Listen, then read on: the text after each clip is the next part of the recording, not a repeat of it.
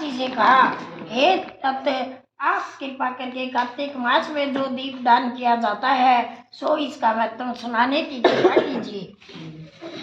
नारद जी की यह बात सुनकर श्री ब्रह्मा जी बोले कि हे पुत्र, दीप चाहे स्वर्ण का हो या चांदी का, तांबे का हो अथवा मिट्टी का, अपनी श्रद्धा के अनुसार कार्तिक मास में दान करना चाहिए। कार्तिक में दीप दान करने से समस्त पापों का नाश हो जाता है। दीपक दान भगवान की मूर्ति के आगे या तुलसी के समीप चौक में अथवा ब्राह्मण के घर, वन में, वृक्ष के नीचे, गौशाला या धर्मशाला में, ताक में भी मृत का तेल का जलाया जाता है। जो दीपक ब्राह्मण की घर जलाया जाता है उसको अग्नितोष यज्ञ का फल प्राप्त होता है। जो ऊंचा आकाश में दीप जलाते हैं उनके धन की वृद्धि होती है तथा वैकुंठ निवास मिलता है। दीप जलते समय भगवान से प्रार्थना करें और कहे कि हे भगवान, आप ही के निमित्त दीपक जलाता हूँ। कार्तिक मास में मथुरा, माघ में प्रयाग और वैशाख में हरिद्वार स्नान तथा निवास करें। यह तो अति और उत्तम है। जब सूर्य तुला मकर मेघ राशि का हो उसके किए जाने वाले नियम व्रत का भी पूजन बहुत उत्तम है, फल देने वाला होता है। इस महीने में किए हुए व्रत दान व शुभ कर्म से सब पापों का नाश हो जाता है। जिस प्रकार वत्सकार उदय से होने से अंतकार हो जाता है और बीज से पर्वत का जड़, गुरुड़ से भय से, सर्पों का पवन से, मेघ का ध्यान से दुख का और सिंह से भय से मृगों का नाश हो जाता है, उसी प्रकार श्री मथुरा जी के दर्शन मात्र से सब पापों का खात्मा हो जाता है। कार्तिक मास में स्नान व जागरण, दीप दान, तुलसी सेवन, भगवान के मंदिर में बिजरा झाड़ू लगाना, गाना, भगवान की कथा सुनाना, कार्तिक कीर्तन करना चाहिए। यह शुभ कार्य है जिसके करने से ज्येष्ठ फल की प्राप्ति होती है।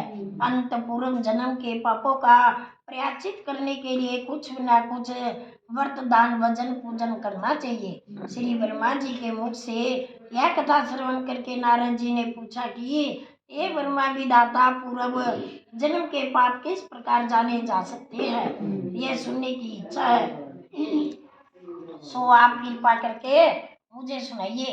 ब्रह्मा जी के बोले कि ये पुत्र, ब्रह्मा अत्याचार, शरीर रोग, गुरु स्त्री गमन करने वाला, कुष्ठी और सरक चोर के नाखून खराब हो जाते हैं तथा मिद्रा पीने वाले के दांत खराब हो जाते हैं। इसी प्रकार पूर्व जन्म के पापों से मनुष्य पहचाना जाता है। यह सब दान, तपस्या, कुछ वर्तित से निर्भर हो जाते हैं। अब हम आगे कुछ व्रत कहते हैं। एक समय भोजन करने से तथा 3 दिन सायकाल और 3 दिन प्रातः काल भोजन करने से अति कुछ तथा सायकाल से 12 मास ग्रास और प्रातः काल में 26 ग्रास अथवा 24 ग्रास खाने से भी आदि कुछ व्रत कहा जाता है। 3 दिन खाए और फिर 3 दिन उपवास करे तो ये भी अति कुछ व्रत होता है। सायकाल में 1 ग्रास और प्रातः काल में ग्रास, फिर 2 दिन बेगार मांगा हुआ तथा 2 दिन उपवास हो तो अति कुछ व्रत कहलाता है। 21 दिन तक केवल दूध या पानी पीता रहे तो यह भी कुछ व्रत कहलाता है। 12 दिन उपवास करना पुराग व्रत कहलाता है। 4 दिन कुछ नहीं खाना, फिर 7 सत खाना या फिर छा पीना, इसके पश्चात ब्राह्मण को दक्षिणा देना सौभाग्य कुछ व्रत कहलाता है। इसी प्रकार द्वादशी के दिन करना द्वादशी कुछ कहलाता है। तुला पुरुष का दान करना, गोबर, दूध, दही तथा कुश का जल पीना और दूसरे दिन उपवास करना और कुछ संतपन बताया जाता है। 3 दिन गोमूत्र, 3 दिन गोबर, फिर 3 दिन दही, 3 दिन दूध, फिर 3 दिन तक घी खाने से भी संतपन होता है। यह समस्त पापों को नाश करने वाला होता है। इसी प्रकार गुलर, कमल, बेल के पत्ते या कुश का जल प्रतिदिन पीना भी पूर्ण कुछ व्रत कहलाता है। 3 दिन तक उपवास करके पहले लिखी गई वस्तुओं को पिए तो पूर्ण कुछ व्रत होता है। यदि पका हुआ दूध, घी, जल एक एक प्रतिदिन पिए और उपवास करे कुछ व्रत कहलाता है। जल और दूध यह तब 3 दिन तक पिए और एक समय स्नान करे तो यह भी तित कुछ कहलाता है। इसका प्रणाम पीना 8 तोला दूध, 12 तोला घी, 4 तोला होना चाहिए। कार्तिक शुक्ला चतुर्दशी को भगवान का पूजन करना चाहिए। इसी रात्रि को उपवास करके जल में स्थित होकर यह पेट जल कुछ का व्रत कहलाता है। जो इस व्रत को करता है वह वैकुंठ को प्राप्त होता है। कार्तिक शुद्धि सप्तमी को भी घी खाकर फिर एकादशी को उपवास करे कुछ व्रत कहलाता है। यह प्रतिमा कुछ व्रत करके दिन में भगवान श्री कृष्ण चंद्र का पूजन करे तो करने वाला तीनों लोक में पवित्र होकर वैकुंठ को प्राप्त कर लेता है। कार्तिक शुद्धि छठ से 3 दिन केवल दूध पिए और फिर नौमी से 3 दिन उपवास करने से वेंदर कुछ व्रत कहलाता है। इसके करने से मनुष्य दुर्बल वैकुंठ पर वास करता है। 3 दिन अन्न भस्म करे, 3 दिन तक उपवास करने से पत्थर पंचक व्रत कहलाता है। इसे वैष्णव कुछ व्रत कहते हैं। जो प्राणी एकम से पंचमी तक केवल दही खाए फिर एकादशी तथा द्वादशी को भगवान का पूजन करे तो उसे परम कुछ व्रत कहलाया जाता है।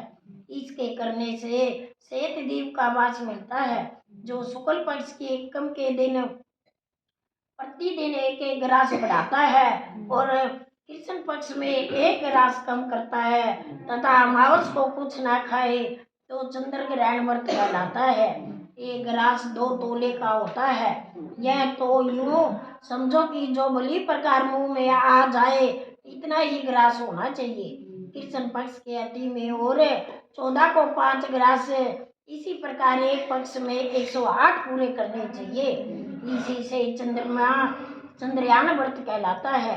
जो गो के चारों स्तनों का दूध पिए फिर 7 दिन तक 2 स्तनों का दूध और फिर 6 दिन तक 1 स्तन का दूध पिए फिर 3 दिन केवल वायु का सेवन भस्म करे तो यह भी नामक व्रत कहलाता है।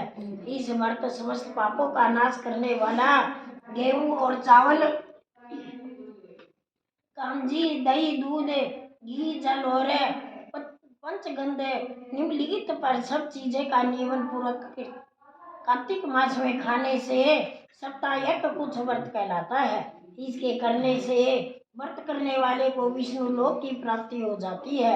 ऐसे शास्त्र का मत है। बेल प्लस कूलर का गाढ़ा हुआ गर्म दूध पीकर एकादशी व्रत करने वाला द्वादशी को परम करे तो निश्चित ही वैकुंठ को जाता है। जो व्यक्ति कार्तिक शुद्धि सप्तमी, अष्टमी, नवमी, दशमी को जल कमल खाए और एकादशी को उपवास करे तो यह भी लक्ष्मी व्रत कहलाता है। इस लक्ष्मी व्रत को करने वाला मनुष्य लक्ष्मी पात्र हो जाता है। इस व्रत को करने वाले को भगवान के वैकुंठ लोक में वास मिलता है।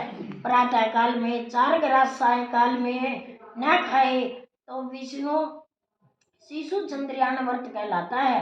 कार्तिक शुद्धि 14 को ब्रह्मपुरुष व्रत की में गौरी का पूजन करना चाहिए। इसकी विधि इस प्रकार है। गोमूत्र, गो दूध, दही, घृत और कुश का जल लेकर सबको मिलाकर पंचायत अथवा ब्राह्मण कुछ होता है तथा लाल रंग के की गौ का मूत्र, सेवत गौ का दूध, नीली गौ का दही, काली गौ का घी आदि यह किसी के ये मिल सके तो दूसरी तरह का पंचायत हो जाता है।